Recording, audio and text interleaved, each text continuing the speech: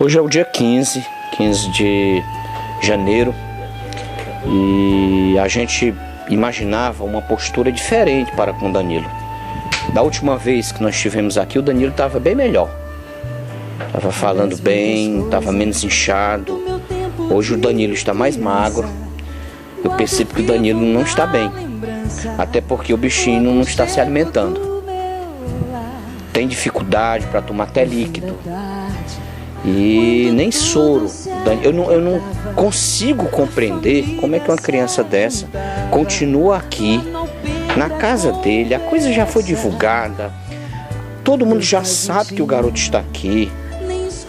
Aí fica dizendo que não tem remédio porque o laboratório não está fabricando. Aí fico dizendo que não tem remédio porque tem muito paciente de câncer. Bom, e quem vai pagar isso tudo é o Danilo com a própria vida? Está errado, isso não pode continuar assim. Estou aqui com o Daniel está tremendamente revoltado por continuar vendo seu filho na mesma situação. A gente pensou que a coisa ia se resolver na semana passada, não se resolveu, continua do mesmo jeito. Esse menino não pode ficar aqui nesta cama, sem comer, sem beber, sem nada. Até quando essa criança vai aguentar? Vai morrer de fome? Tá difícil, né, Daniel? Tá muito difícil, doutor. A gente, cada dia mais vai ficando mais difícil. As autoridades não se comoveram ainda com a situação do meu filho, mesmo a mídia mostrando, mesmo a gente passando por, até mesmo por humilhação de estar mostrando a situação do nosso filho na televisão, que não é fácil a gente mostrar a situação dele na televisão. Mesmo assim, a situação não foi resolvida. Só promessa, só promessa. A moça lá do DFD me falou que não ia viajar por falta de um documento. Poxa, quer dizer que vai esperar meu filho entrar numa situação pior para resolver por causa de um documento, por causa de um papel. Ela me disse que não ia viajar por causa desse papel. Isso eu acho um absurdo estar acontecendo isso.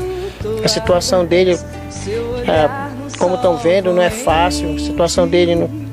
E a pessoa dizer pra gente que não vai viajar por causa de um papel, porque no simples papel, porque o médico não preencheu a última consulta dele em Belém. Por causa desse papel, ela me disse que não vai viajar. Eu acho um absurdo. Falta de respeito com a vida das pessoas. Falta de consideração, até mesmo de amor também. Porque uma situação dessa, a pessoa dizer que não vai por causa de um papel. O que é que a gente fizemos por causa de estar passando por isso? Por causa de um papel, a pessoa dizer que a gente não vai viajar. A dificuldade é enorme.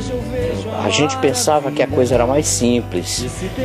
Já que a vontade do Danilo é viajar, e já que aqui não tem hospital de câncer, com todos os serviços, a função do Estado é mandá-lo para um Estado que tenha todos os serviços, para que Danilo consiga superar essa doença. Agora, avaliar simplesmente que o Danilo não pode ir, não vai porque está debilitado, mas está debilitado exatamente por conta disso, que não mandaram quando o Danilo estava mais disposto para um estado que desse mais qualidade, que oferecesse melhores serviços médicos para o Danilo.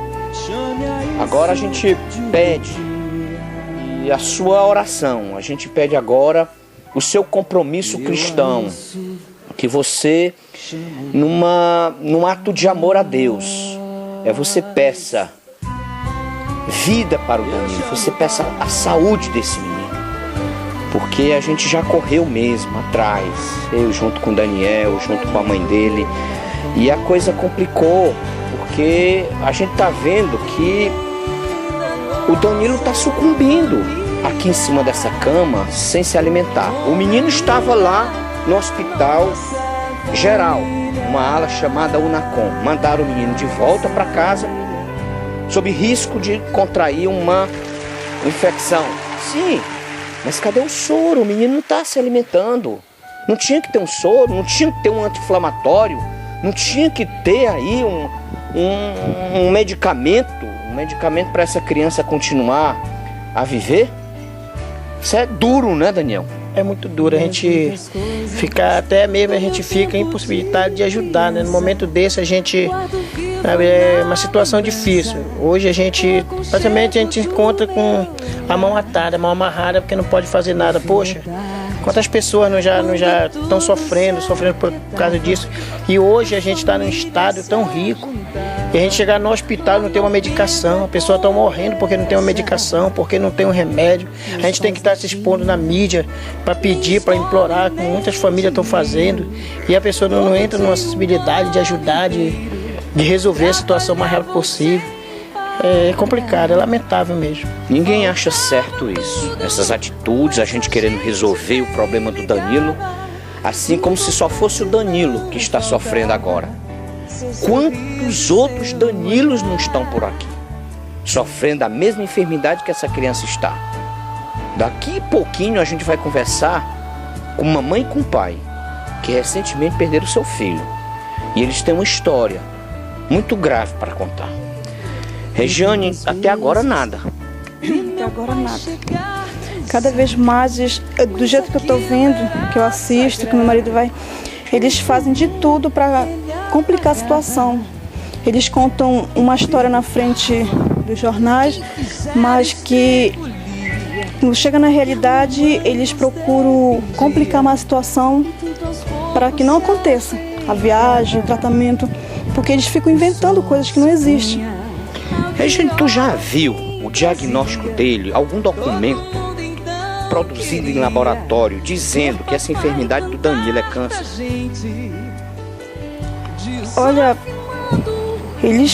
só o médico que falou que era câncer. Mas você chegou a ler um documento, a biópsia do pedacinho de carne que foi feito desse menino, dizendo que é câncer? Houve a biópsia quando chegou, né, tava falando que deu até o nome daquele câncer osteosarcoma, né? Maligno. Isso aí eu me lembro que tinha num pedaço de papel quando eles trouxeram da biópsia. Mas a gente que não entende dessas coisas, que é uma situação que é a primeira vez que está lidando, né? Ficamos acreditando. Quer dizer, a gente não sabe se leva o menino para o hospital porque lá manda de volta. E não dá para levar, ficar com essa criança para cá e para lá. Igual uma bola de ping-pong. Isso não é brincadeira. A gente tá com a criança aqui, desnutrida, sangrando, com anemia profunda, sem comer, sem beber. Ele chora quando se alimenta.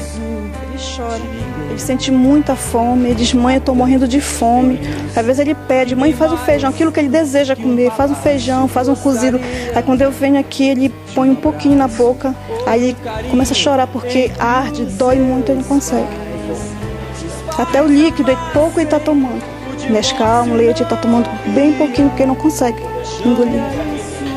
Do último dia que a gente estava aqui com o Danilo, junto com sua mãe e com seu pai, o Danilo estava falando com facilidade, estava alegre, estava esperançoso em viajar para hospitais melhores, para hospitais que lhe dessem o mínimo necessário para ele se livrar dessa enfermidade. Hoje o Danilo está bastante debilitado, bastante inchado, na face dele inchou mais, a coisa ficou bem mais inflamada e o Danilo quase não fala.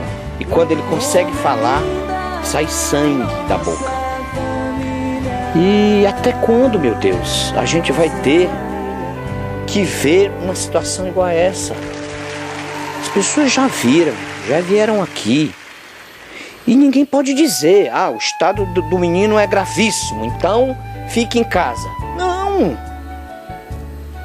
Eu acho que a gente tem que tentar alguma coisa, dar uma solução, viajar.